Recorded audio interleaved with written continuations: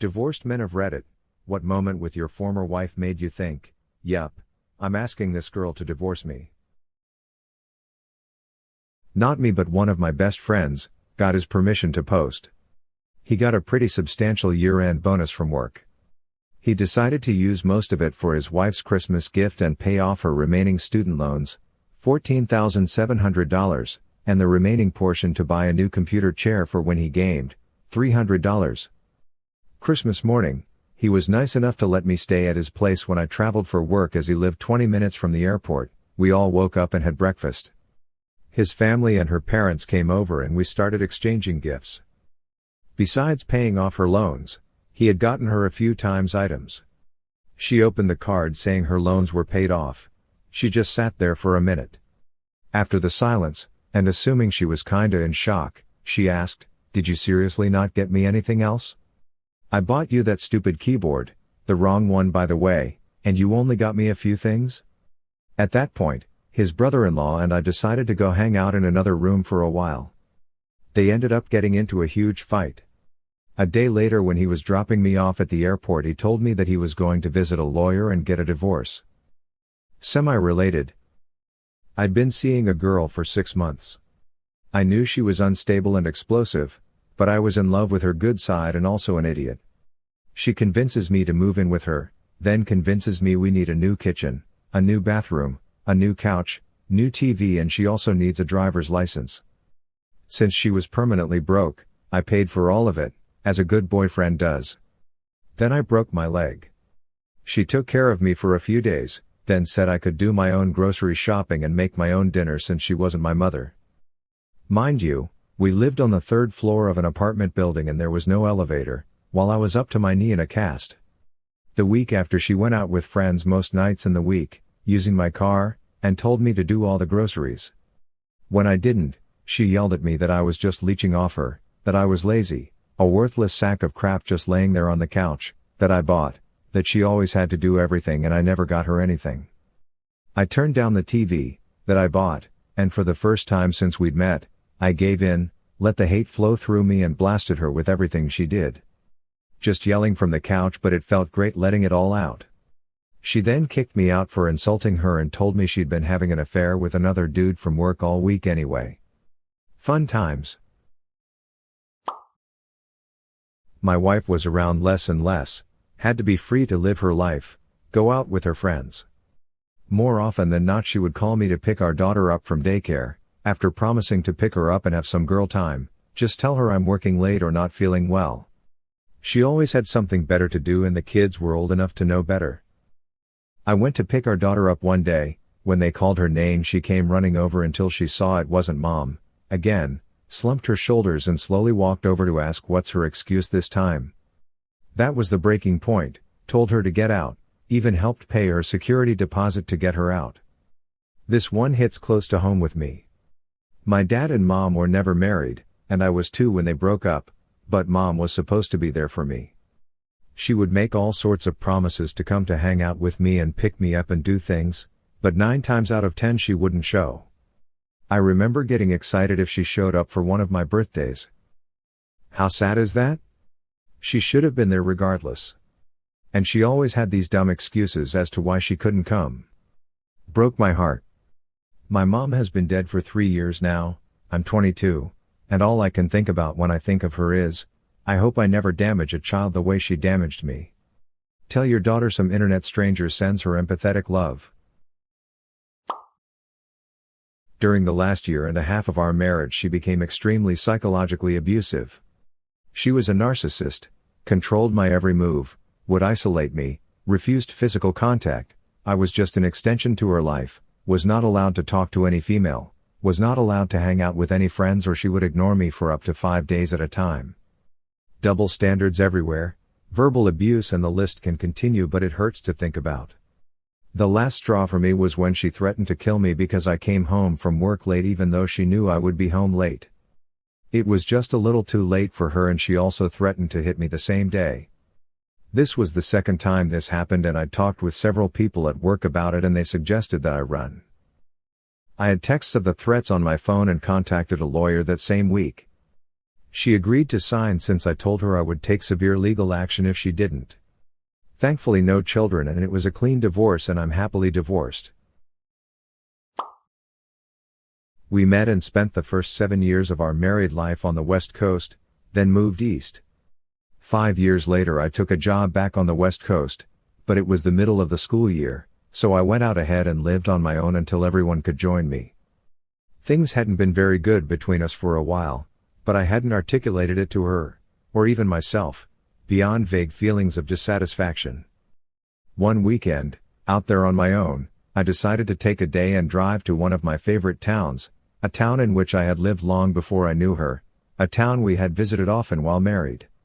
It was late afternoon, was about to head back to my hotel when I realized that I could visit a particular beach that had special meaning to me from my earlier life there. I stopped at a convenience store, grabbed a grolsch like I used to drink on that beach, and drove out there. Hiked out to a specific spot I remembered, sat down, popped the beer, and looked out over the ocean. And it hit me that I hadn't done that in over 20 years. Whenever we'd visit the area, I'd suggest stopping at the beach, but she wasn't interested and would always veto the idea. I'm sure reading this seems like the tiniest thing, but it was the catalyst for me to realize just how completely dissatisfied I was with our relationship. I think from the time I sat down, I knew it was over within maybe 10 minutes. Just sitting there, sipping my beer, looking at the ocean. Edit. Grolsch is indeed a Dutch beer. It can be had in distinctive green bottles with hinged, resealable ceramic caps.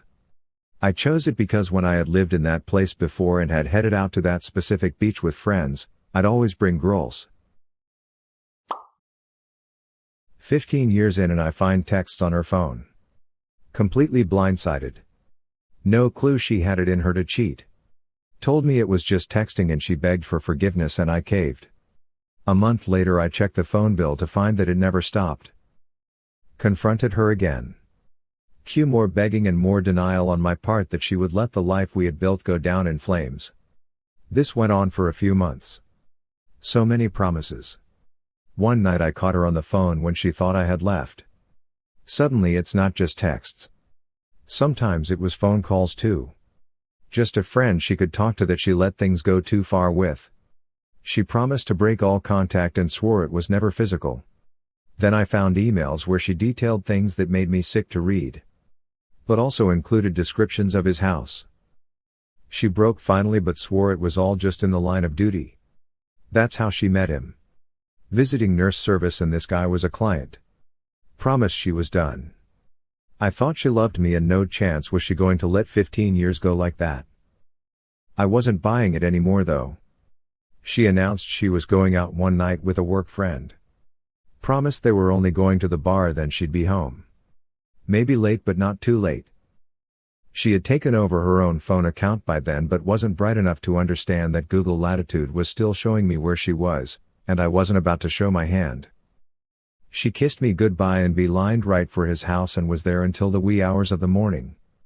Once I knew where she had headed, I called her dad and my best friend to keep me from doing anything dumb. I will love them both forever for keeping me calm while my world went insane all around me. My father-in-law offered to stay with the kids and wait for her to get home. Around 3 a.m. while couch surfing at my buddy's place, she sent me a nasty text asking where the heck I thought I was. I texted her a screenshot of her little GPS dot at her boyfriend's and let her know I'd be sending her some paperwork soon. She started working at a job with people that were closer to her age, 25 to 30, instead of a job where her coworkers were in their late 40s to early 50s. She wanted to go out and hang out with them rather than come home and be with her family, myself and our at the time 2-year-old daughter and a godforsaken cat that she just had to have. There were a lot of other little things that added up over time, mainly her desire to drink and drive, without our daughter in the car thankfully, and 4 days a week of not coming home until 2 or 3 in the morning and not telling a soul where she was or what she was doing. After a month of that, she said she wanted a divorce. I fought it with everything I had for 3 months. Decided to go to counseling, where the counselor asked her, "Ex-wife, in your mind is this marriage already over?" After a literal 5-minute silence, I had the answer I needed. Separated a week later and divorced a year later. We're still civil for our daughter's sake. But I will say that after the initial shock of actually going through a divorce after us both proclaiming to do whatever it takes and never getting a divorce, I will say I'm much happier now. I was able to save up and buy a house for my daughter and me, which I never would have been able to do had I stayed married. I'd found evidence of potential cheating. Despite this, I still was willing to work on things. I confronted her about her feelings towards me, not the cheating. When I point blank asked her if she was interested in counseling or trying to work things out, she said no. That was the first time. It would have been better to have stuck with it. There was a tumultuous time after that where we flip-flopped and were trying to work things out, sorta. She complicated things. I had broached the cheating with her and we made rules during our maintenance period. One of which was that she was no longer to have contact with her friend she was cheating with. I ended up finding out that she was still Facebook friends with him. When I calmly explained why this would hurt me, she turned it around that I was the bad guy. I started living with a friend at this point. During my drunken half-sobbing tirade where I explained everything to him, I finally realized that I don't want to be with this woman anymore. She doesn't love, respect, or care for me at all, and I deserve those things. Moved out, moved on, and have since found a wonderful woman that I will marry in April. Even though I figured I would never get married again. Edit, I got hurt, it sucked really bad. I never expected to get a divorce. I took some time to work on myself and address the mistakes that I made in my marriage and past relationships. I ended up finding a person who 100% is in sync with me and communicates like a mature adult. She is super smart and helps me through my emotions as I help her through hers. I did a complete 180 on marriage. It wasn't a struggle, it feels right. I thought long and hard after I had decided to get married. I wanted to make sure I was not making the same mistakes again. I believe I found my true partner, and each day gives me more reasons to believe that to be true. I always refused to raise my voice during arguments, which usually made her crazier and scream louder. After one such argument, during which our 3-year-old daughter was playing upstairs, she heard us. She started coming down at the same time her mother was storming up the stairs like a child of comparable age. Our daughter was in the way and her mother got in her face and screamed, "I hate you, move." Of course my daughter came to me, hurt. That was the moment I decided it was over. Edit, this was 13 years ago, my daughters are now 16 and 12. Unfortunately, I found out the hard way that particularly in that day and age, family courts were seriously skewed towards the favor of the mother in many cases unless there was proof of serious neglect, drug abuse, or physical abuse. The girls, I believe, are fairly well adjusted and doing okay. Their mother changed in regards to her direct dealings with them, however, continued and still uses them as a way to hurt me whenever she sees an opportunity. I've taken her to court for custodial interference, which is punishable by up to 30 days in jail and a $1,000 fine, and they slapped her on the wrist with not so much as an admonishment. It's messed up, but I do the best to keep an eye on the situation and try to give them as much stability as possible when they're around me, so they have an idea of what normal is. My ex and I were always having ups and downs. Cutting up my clothes when I was out with friends, cutting my hair when I was asleep, random violence and screaming fits. The usual. We did the normal things couples were supposed to do, and it seemed to prolong the episode for a time. We bought a house, for example. Well, after we had the house, the next thing we needed was a cat. She loved it very much when it was a kitten, but as it grew up it became more independent.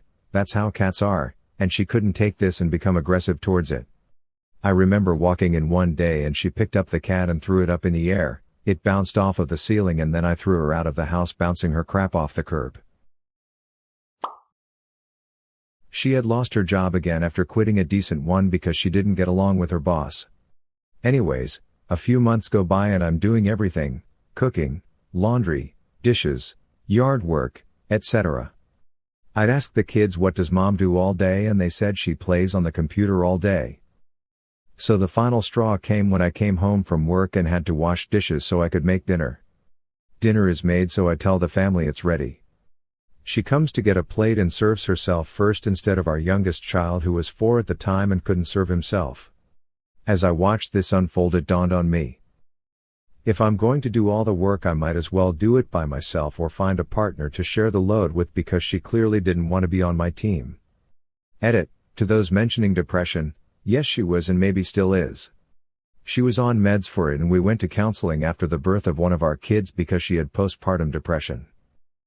At this time she stepped out on our marriage with at least 3 guys. I finally got proof with a hidden caller ID and a voice-activated tape recorder hidden under our bed. Yep, got to hear them sleeping together. It's a long story, but we stayed together. I don't know if the counseling helped or not. I also need to add that she was never good with money. Blew a small inheritance in record fashion. She would give me money for joint bills and I was handing it back over so she could put gas in her car or she had a bill of hers due. One year we got a nice tax refund and she promptly tells me she owes her stepdad $2,000. What the F? Still stayed. In short, my earlier response was to original post's question, and the edit is some background so you know that this was something that had been building for years. I didn't want a divorce when I realized her drinking was becoming a serious problem. I didn't want a divorce when she ended up comatose from liver failure. I didn't want a divorce when the hospital bills broke through the $1 million cap. I didn't want a divorce when she came out of the coma and tried to get her life back on track. I didn't want a divorce when she became addicted to opioids. I didn't want a divorce when she became addicted to Ambien. I didn't want a divorce when her pill doctor was arrested and she couldn't get her drugs anymore. I didn't want a divorce when she started drinking again. I didn't want a divorce when I was broke, unemployed and hopeless and all I could think of was how to keep food in our kitchen and my son in school. It was then I realized that if she went back up north and lived in the same town as her large family, she could get the help necessary to get better and I could reduce expenses and see our son graduate high school. The moment I said, "Yup, I want a divorce," was the day she left. Her brother had come down and would drive a U-Haul back up north with her and her stuff. That day she decided and became adamant that she was taking our only vehicle as well. We lived 13 miles from supermarkets, fast food, gas stations, etc. and 26 miles from my son's school. Not having a vehicle wasn't an option, so I stood my ground. She got so mad and we fought so hard that my son got involved, screaming at her that she can't stand us and she needed to leave right now. So she left. And I started getting back on my feet. The following year I flew her back for her son's graduation. We were cordial and had a pretty good time, then she left. And that's the last I heard from her, until the following year when I was served divorce papers. We're now divorced, I've moved and I'm back to being confident and successful. I've talked to her once or twice since then. And I'm happier than I've ever been. That's it guys. Thank you for watching, see you on the next video.